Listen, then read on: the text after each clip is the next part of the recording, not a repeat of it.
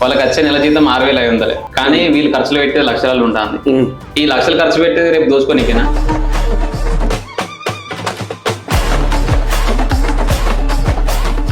మామూలుగా డబ్బు పెడితే మాత్రం మీరు మళ్ళీ తర్వాత వచ్చినాక ఒకవేళ అధికారంలోకి వచ్చినాక మాత్రం డబ్బు సంపాదించి గతంలో ఉన్నటువంటి సర్పంచ్లో, గతంలో ఉన్నటువంటి ఎంపీటీసీలో, గతంలో ఉన్నటువంటి వార్డు మెంబర్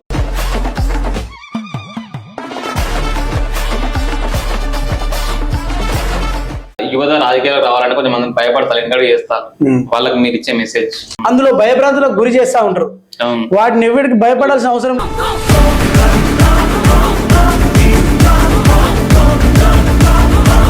మీరు మామూలు ఉప సర్పంచ్ ఉన్నప్పుడు ఏ విధంగా అభివృద్ధి చేయడం జరిగింది? మనం అందరం పట్టం కట్టాలి. ఇలా అభివృద్ధి వైపు నడవాలంటే సద్దాం అయితే రొమ్ము విరుచుకొని నిలబడి ఏ అధికారమైనా నిలదీసి అడుగుతాడు.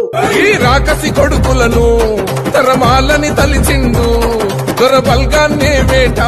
సర్పంచ్ అభ్యర్థిగా మీరు ఉన్నారు కాబట్టి ఇప్పటి వరకు మీరు నిజంగా ఖర్చు పెట్టకుండా గెలుస్తున్నారు అని నమ్మకం ఉన్నదా? 100%. నేను గత 10 సంవత్సరాల నుంచి ఒకటే పార్టీ జెండా కింద పనిచేసిన. పాదయాత్రనై వస్తున్నా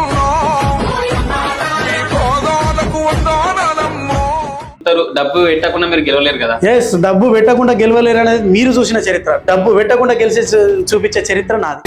గుండాయిజము గుండెల్లో వణుకు పుట్టాలా నిరుపేదోళ్ళ బతుకుల్లో. మీకు ఇది వరకు ఉన్న రౌడీ షీటర్ అంటారు, లేకపోతే నేర చరిత్ర అంటారు, ఇలాంటి వచ్చినప్పుడు మీరు ఏ విధంగా చెప్తారు? రౌడీ షీటర్ అనేది సద్దాం హుసేన్ ఎక్కడ మర్డర్లు చేయలే, మానభంగాలు చేయలే, ఆత్మహత్య